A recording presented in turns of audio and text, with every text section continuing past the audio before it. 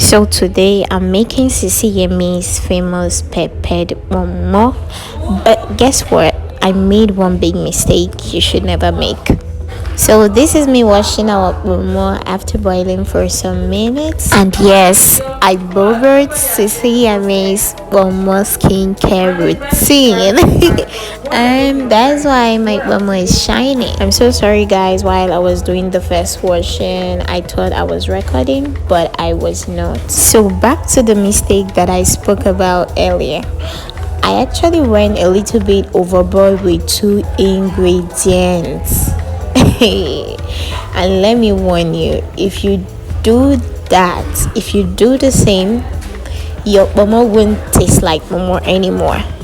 Just kidding. Stay with me because I'm going to show you exactly how to get the sauce right, the momo soft, and the flavors balanced, so you don't repeat the same mistake. Honestly guys, this recipe is fire.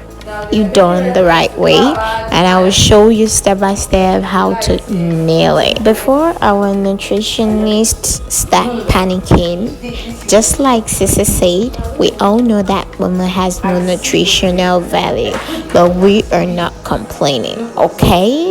This is just a subtle reminder, we are not complaining. As a matter of fact, I'm currently chilling with a very cool water. She actually recommended a cool drink, but honestly I'm trying to stay away from carbonated drink.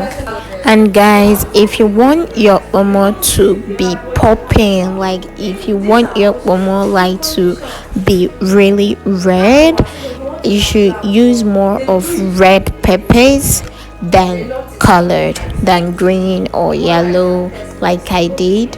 And you can also get more tatashe and chombo just like she did in the recipe, because here I have limited amount of red pepper, and honestly I love pepper myself, so I cannot just improvise, maybe use tomatoes or something. Like I really needed pepper, so that's why. And here is the mistake.